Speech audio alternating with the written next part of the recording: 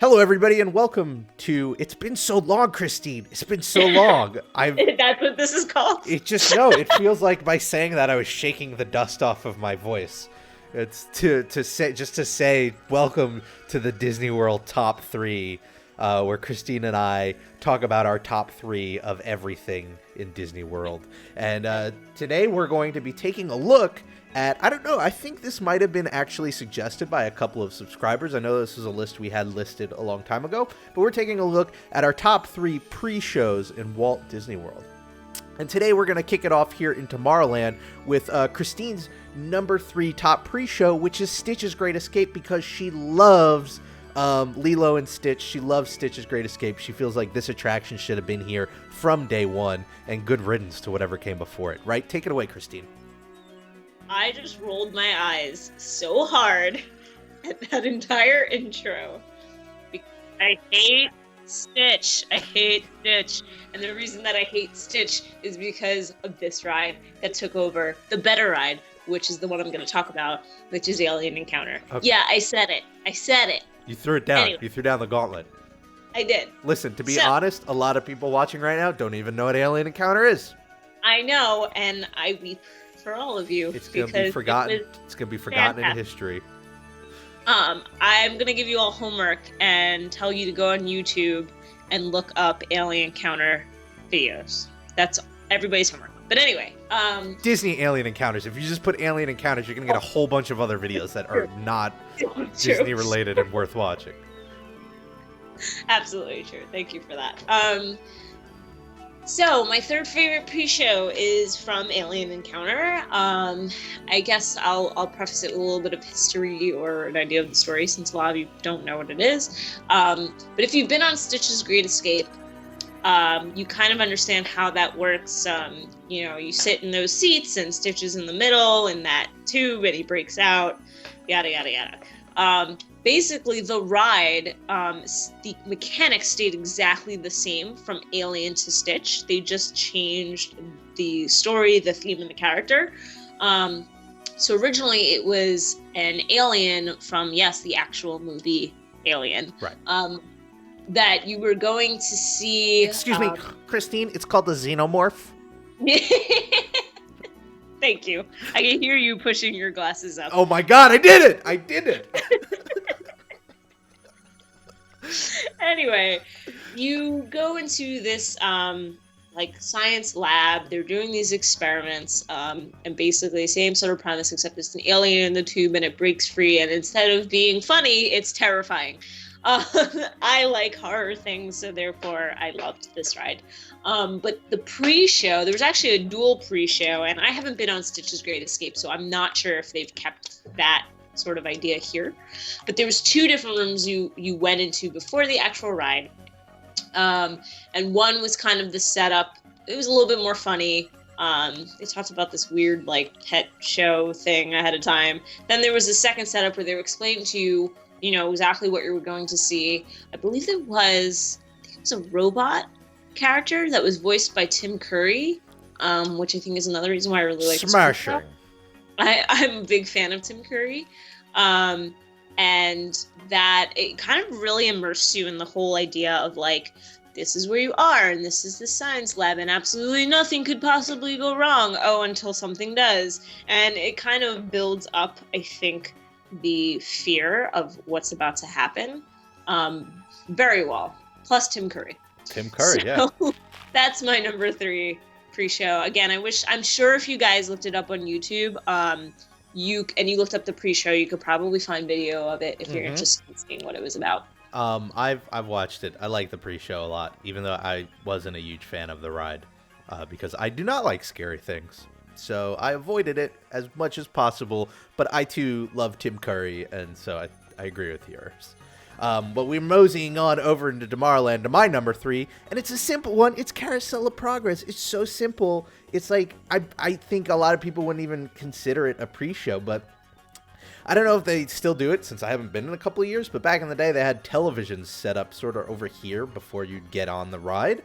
And when you were waiting for the next show opening, the televisions, would show a bit of history. And this is why it's my favorite pre-show, isn't because it doesn't tie into the story of the show at all or anything like that.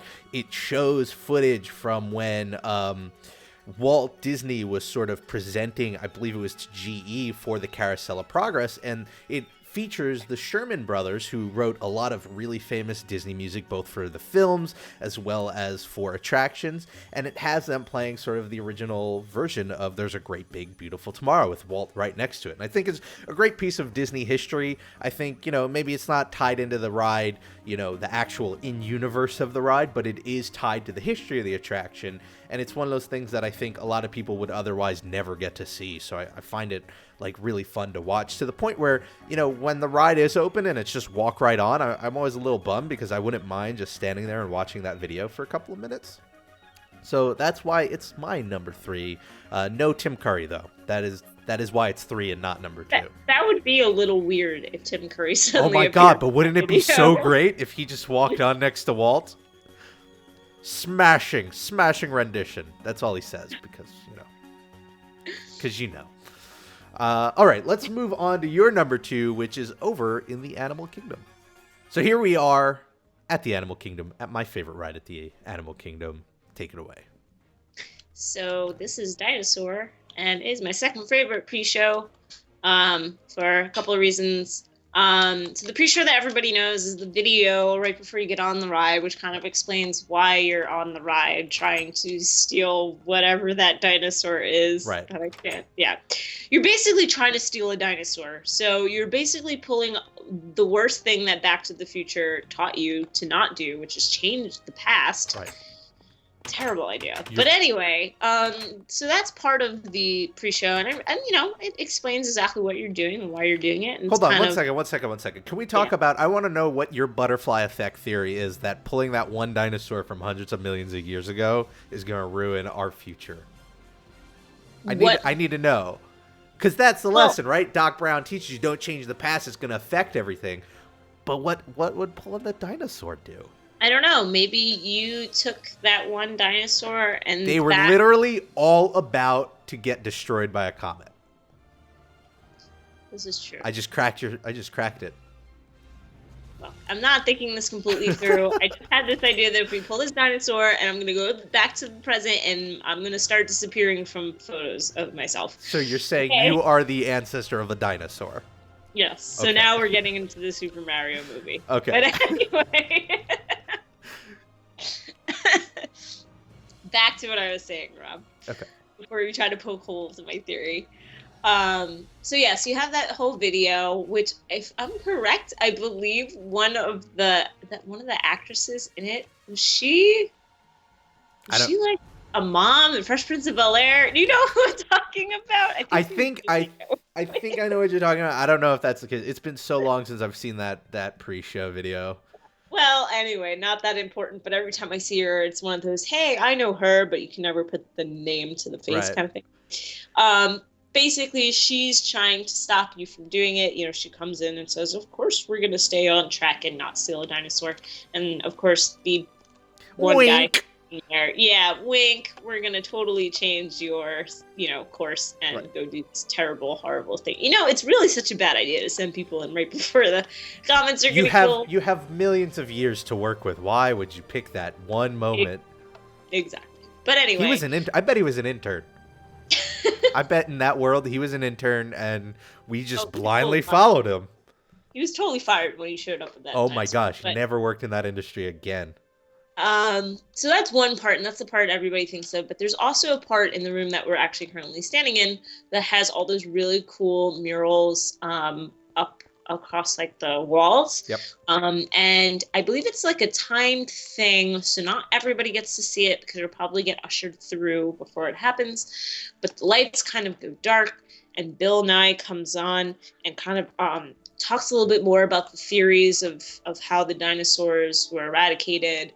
And it's just really interesting, and they kind of light up each mural as he's, speaking about obviously what's happening in those scenes. And it was kind of cool because, you kind of learn something a little more, and it's cool little extra while you're kind of sitting in the queue. And so I guess it can be kind of a mix of queue/pre-show. Yeah, if there's one thing I learned from us discussing this list beforehand is that we need to get a committee sat down and put clear guidelines in place to discern what is queue and what is pre-show, because it is so hard to tell the difference now. Yeah, and I think Rob and I disagree in a lot of those instances. So I think I agree with a lot of that. It's melding and becoming one mushy mix of queue is the pre-show. So Q show? Can we call it a Q show? A Q show, yeah, I think that works. Can we get Disney to adopt that term? And then pay us lots of money. Yes. For the use of an internal term. Disney, you have the money, just do it. Yeah, I think this is also great. Anything with Bill Nye wins. In fact, let's head on to my number 2.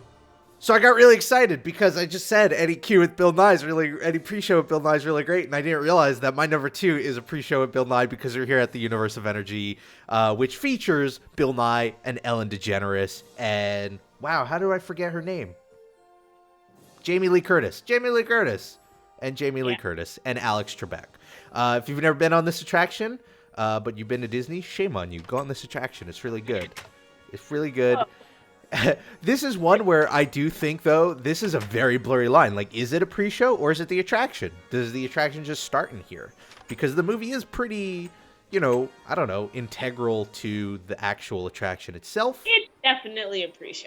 Okay, so then we'll count it as a pre-show. And it features just sort of the setup of the story of the attraction, which is Ellen is jealous of her super smart ex-roommate, and she falls asleep and has a fever dream with Alex Trebek and Bill Nye, and she learns everything about energy. And I just love this pre-show, one, because I don't know, like the fact that I couldn't determine whether it was pre-show or show means it really just flows really smoothly into the attraction itself. I think it's really funny. Ellen's funny. Bill Nye's fantastic. It's very fourth wall breaking, which I love about it. It even goes as far as to Ellen at one point towards the end scolds whoever's walking into the pre-show late, So I find that to be funny, just the idea that they'd poke fun of the format of the attraction itself. Especially that little spiel at the end about how, there's no eating or drinking or flash photography in Ellen's dream.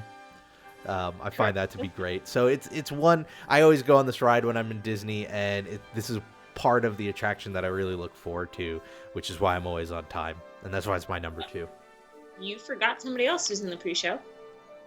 No, I didn't. Alex Trebek. I said Alex Trebek. I said you? Trebek. I said Trebek multiple times. I did not hear that. So you're the one who you dishonored Trebek by not hearing his name. That doesn't make sense. I said his name. Let's move on to your number 1, which is over in Hollywood Studios. So this is my number 1. Pre-show. Which is Rock and Roller. What? Pre-show. Your number 1 pre-show, right? Yes. Well, I thought that was a given. Fine, I'll edit it out. I'm gonna edit. Let's start this all over because I'm too lazy to do any editing. Fine. Okay. So this is my number 1 pre-show. Oh, okay. Now, if I edit it out, they're not going to know why you emphasize pre-show so strongly. It's going to make no sense. Now I have to leave the first take in. I am just giving you more work. Or you're just going to get this is going to be an uncut top 3. This is my number 1 pre-show. It is Rock and Roller Coaster. This was probably the first one I actually thought of when I was putting this list together. I find this pre-show hilarious in a goofy, like, silly way, but it also sets up the ride pretty well, considering it's just a roller coaster, Right. And if you went to any other theme park, just get on a roller coaster. But I love that Disney puts a story even behind their coasters, Yeah, everything. And so, obviously you walk through the queue, which is you're going to G-Force Records. Marble doors. I don't know how to make that noise. Touch the marble doors. Collect all the bacteria. Exactly. I highly suggest you resist that urge. And you go through, and before you actually get to the second queue, I guess you'd call it, which is where the actual ride is, You come into this room and you have this pre-show video where you're in the studio, you're watching Aerosmith, kind of finishing up their practice. They're getting ready to go to a show. Of course, they want all of us to go to the show with them because that would totally happen in real life. They're so cool about it. They're just, Steven Tyler is the coolest. That's all. Yeah, he is the coolest. Their manager, or I guess faux manager, walks in and kind of makes it happen. The whole idea is that they're rushing you to this show that's going to be starting soon and need to be there as quickly as possible. So anyway, I mean, it's kind of silly. Some of the writing is a little cheesy. There's the whole make it a stretch, no, make it a super stretch line. The counting of everybody's heads. Yeah. And I think everybody kind of likes to say that line with her because it just sounds so funny. I like it. It's fun. It puts a story to why you're actually getting on a giant stretch limo roller coaster, which I guess with no substance behind it would be very strange. And then it's also a combination of that, and the doors open, and then you're put in the most perfect position to watch people launching off in the ride, which is fantastic. It is amazing design. I feel like this ride above all, the queue, is just a great study case in really amazing queue design. I wanted to add, I'm a big fan of this pre-show, not so much for all of the stuff you listed. I mean, I love all that stuff, but I also love that for most pre-shows, it's very simply, here's a screen, and we are going to not hide the fact that you're looking at a screen, and the idea is you're watching someone on television, where here, it is a screen, you're watching a video being projected on a screen, but it is made to emulate looking through the glass of a recording studio, and I think that's a cool, nice touch, Right. Yeah, and so, I don't know, I've always kind of enjoyed it. It's a lot of fun. Also, pro tip, move all the way over to the left when you get into that room, because that is where the doors are going to open to get on the ride. Yep. So just do it. Just do it. Just ignore everybody else going to the middle to watch that video. Watch it from the left, guys. All right, let's move on to my number one queue, which is actually not too far away. But now we're going to have to wait because I got on Rock and Roller Coaster. Get on, quick, hurry, get on. How do I get on? Right click. It's not letting me. Right click. No, Ah! Oh, well. So like I said, my top one, pretty close by. It is the Tower of Terror. I'm really surprised, Christine, this wasn't like one of the first on your list, because I actually had you do your list first because I assumed it would just be on there. But well, I'm a terrible person. You're awful. You get your Tower of Terror card revoked, and you're banned from the ride forever now. Oh, I didn't know Disney. Hey, it's not. I don't make the rules. I just make them up. I don't make the rules. I just make them up. Yeah. Think about what you just said. But anyway, my number one queue, or my number one pre-show, Walt Disney World, is here at the Tower of Terror. It's just, I mean, I love the queue to begin with, right? I think this is one of the best queues in the parks. This hotel is creepy, super creepy. I'd love to spend all my time in it and be afraid of it. But you have this pre-show here in this library that has a video that plays that has, Rod Serling talking about the tale, that puts us in this Twilight Zone theme. It's got a ton of Twilight Zone props in it, which is really awesome.